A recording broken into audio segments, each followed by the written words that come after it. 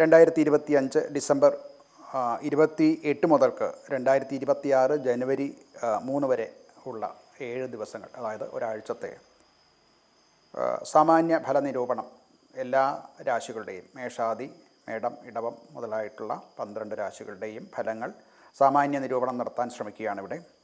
ഇത് Gregorian calendar അനുസരിച്ച് ഇത് വർഷാന്ത്യമാണ്.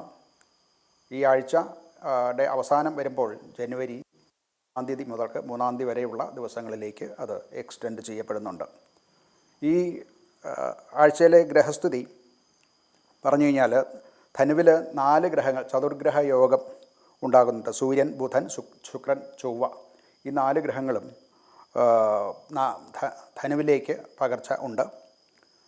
ഏറ്റവും ഒരു ശക്തമായിട്ടുള്ളൊരു ടേണിംഗ് പോയിൻ്റായിട്ട് വരും ഈ ചതുർഗ്രഹ യോഗം കൊണ്ട് എല്ലാ രാശിക്കാർക്കും പൊതുവെ പറഞ്ഞു കഴിഞ്ഞാൽ.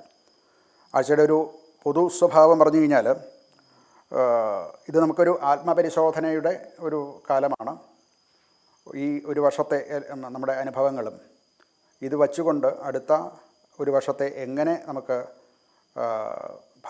എങ്ങനെ കൊണ്ടുപോകണം എന്ന് ഭാവന ചെയ്യാനും ഒക്കെ സാധിക്കേണ്ട ഒരു കാലഘട്ടം കൂടിയാണ്.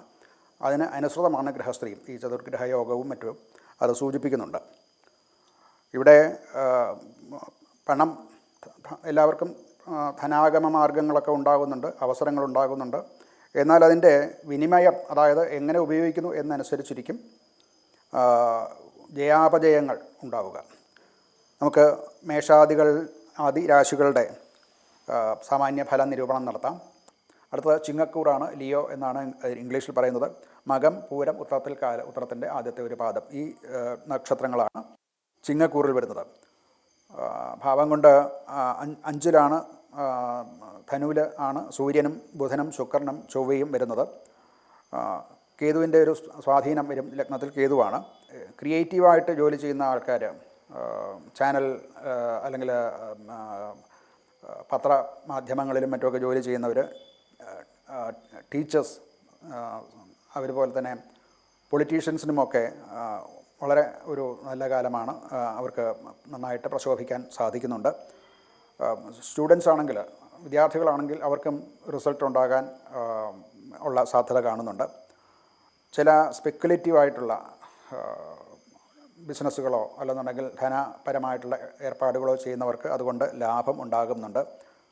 ഇവർക്ക് രോഗത്തിൻ്റെ ഒരു ഛായ, അതായത് അസിഡിറ്റി കൊണ്ടുണ്ടാകുന്നത് വയറ് സംബന്ധമായിട്ടുള്ള പ്രശ്നങ്ങളുമൊക്കെ ഉണ്ടാകാൻ സാധ്യതയുണ്ട്. അത് സൂക്ഷിക്കേണ്ടതാണ്.